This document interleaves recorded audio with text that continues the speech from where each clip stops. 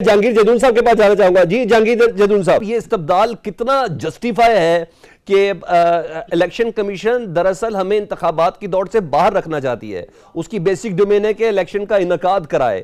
Election commission کا کام نہیں بنتا تھا سپریم کورٹ کے اندر اس درخواست کو لے کے جاتی. نہیں دیکھیں, وہ الیکشن باقی جو ان کا جو فاؤنڈر ممبر تھے وہ کہتے ہیں میں فاؤنڈر ممبر ہوں, جبکہ پی ٹی آئی ڈینائی کر رہی ہے. اب ان کا دیکھیں نا, ایک پارٹی دوسری پارٹی کے خلاف نہیں ہے اس میں.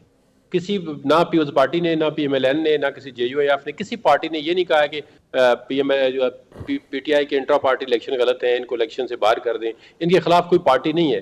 جبکہ ان کا اگر ٹریک ریکارڈ دیکھیں تو انہوں نے خود جا کے پراکسی پٹیشن کے ذریعے چیف جسٹس ثاقب نثار سے پی ایم ایل این کے خلاف ایک فائنڈنگ دوائی کہ ان کے پریزیڈنٹ جو ہے وہ نہ ٹکٹ ایشو کر سکتے ہیں, نہ ان کو نشان مل سکتا ہے. اور 14 سینٹر کو ٹکٹ ایشو کیے ہوئے انہوں نے واپس کر دیا الیکشن کمیشن. یہی وہی الیکشن کمیشن تھا. انہوں نے کہا جی آپ انڈیپینڈنٹ الیکشن لڑے, آپ جو ہے نہ پارٹی کے سمبل لے سکتے ہیں, نہ آپ کا جو پارٹی کا پریزیڈنٹ ہے وہ آپ کو ٹکٹ ایشو کر سکتا ہے.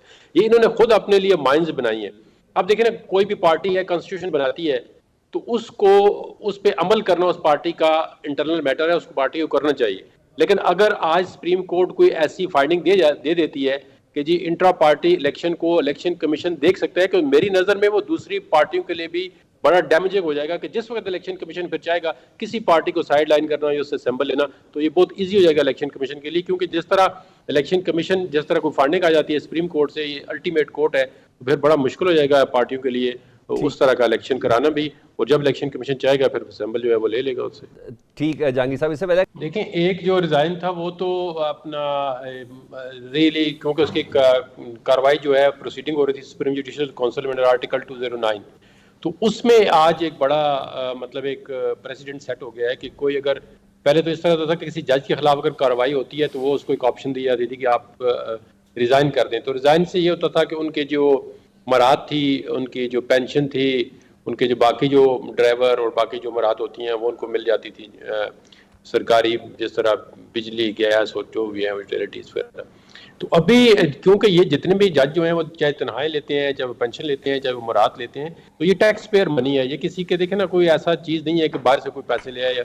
یہ تمام ان لوگوں کی منی ہوتی ہے جو ڈائریکٹ انڈائریکٹ ٹیکس جو ہے وہ آپ کی, ہماری, سب کے جتنے بھی لوگ ہیں, ایون غریب لوگوں کے بھی آج بریڈ خریدو تو اس پہ بھی 18% ٹیکس لگا ہوا ہے.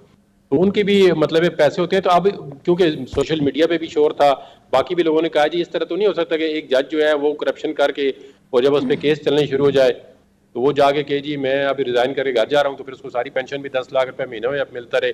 اور پینشن کا یہ ہوتا ہے کہ جب خدا نخواستہ جج کی ڈیتھ ہو جاتی ہے تو پھر اس کے پیچھے فیملی کو ٹرانسفر ہو جاتی ہے. نہیں جہانگیر صاحب, میں تھوڑا عوامی سوال کرنا چاہوں گا کہ صرف پینشن, پرکس اور یہ لوازمات ہی کافی ہیں کہ کوئی سیلف ریسپیکٹ بھی ہوتی ہے؟ اور یہ پرسراریت ہے اس سے استعفے میں, آپ سمجھتے ہیں؟ مجھے کیوں ایسا لگتا ہے کہ تھوڑی پرسراریت ہے کہ ایک شخص صبح یہ کہہ رہا ہے, جواب دوسرے شو کا اس کا جمع کراتے ہوئے کہہ رہا ہے کہ تمام کی تمام جو کاروائی